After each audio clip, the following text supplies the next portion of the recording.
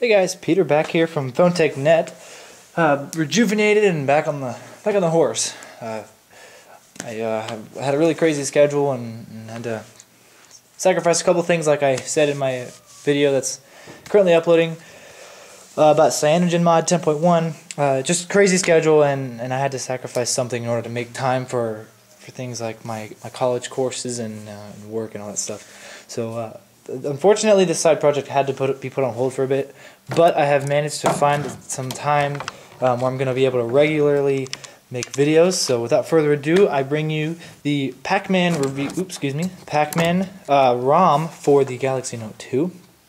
It stands for Paranoid Android, AOKP, and oh geez, I can't remember the third one. I'll put it in the description.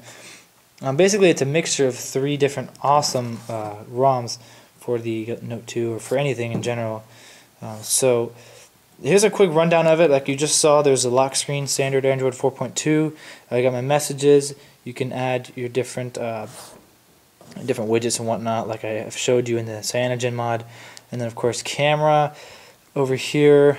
Oh well, you get the gist. Camera's over here. No problems connecting to camera like I had some with CyanogenMod.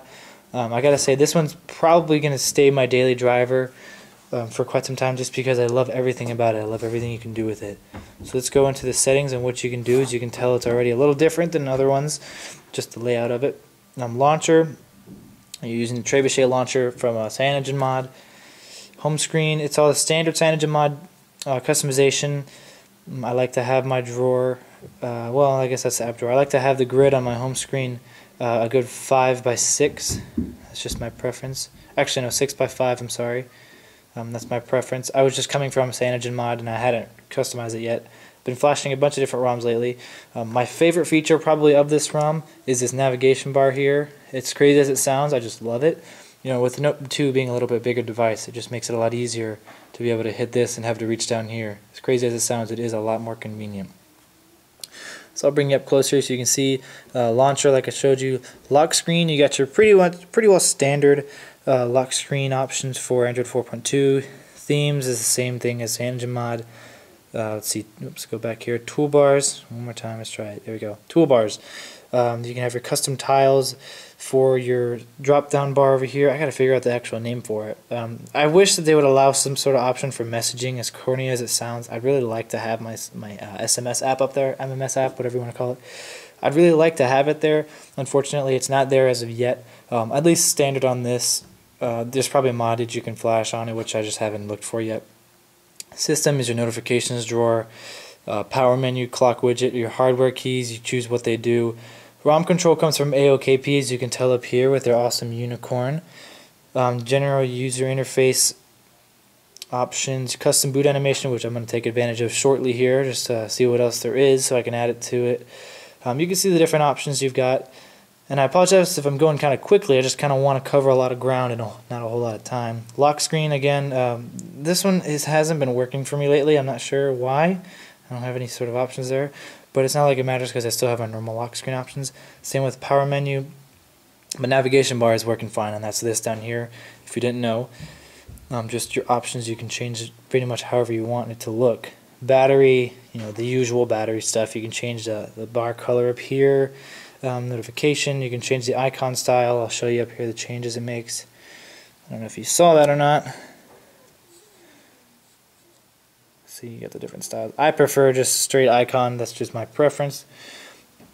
Let's see here. You got your toggles. Again, something that's not working for me at this time.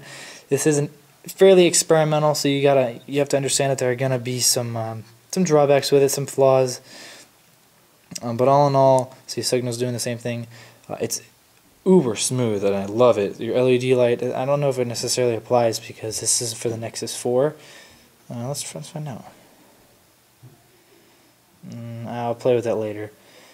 Right now, this is all different because I've been running CyanogenMod 10.1, just straight CyanogenMod, so I haven't had to mess with it. Performance, let's see here. That's basically overclocking, underclocking your ROM, which is not working right now at the moment. The paranoid Android options, which I love, absolutely love this. Basically, it's going to change the look of your, like the coloring of your apps. At least it did on paranoid Android. I don't remember on Pac-Man. Let's just go to Google.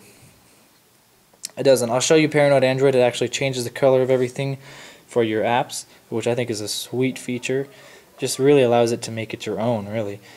And I quite enjoy that. Nobody else has a phone that's going to look anything like mine. You can have your different profiles. I choose not to because this is my phone, no one else's, obviously. But if you have kids or something, that's actually a great option.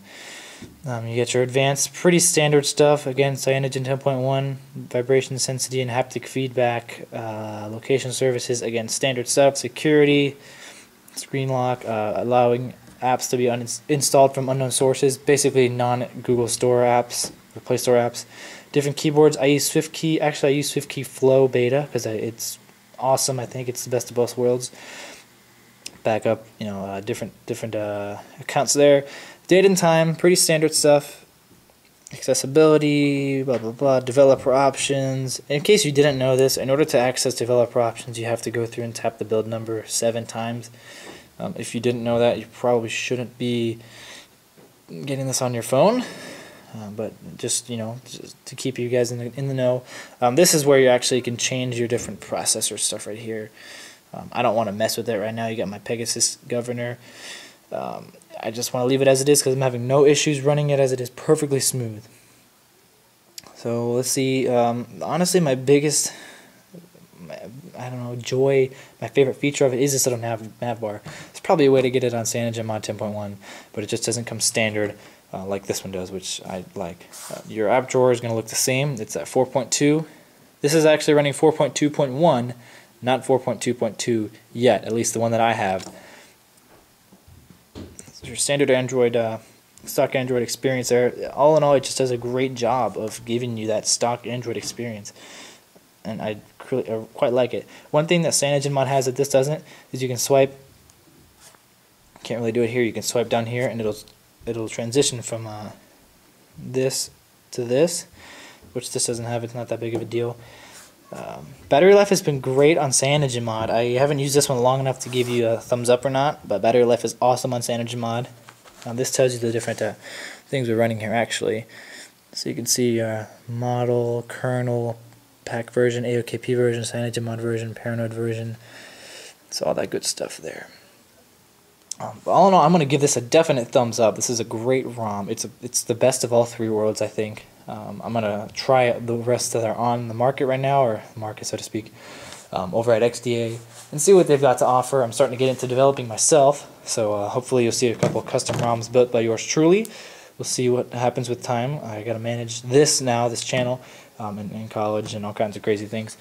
But I do appreciate you guys' support. It means more to me than you'll ever know. I've been contacted by a couple companies to review some of the cases, so I also expect to see some of those as well. But aside from that, I think that's really all I have for you today.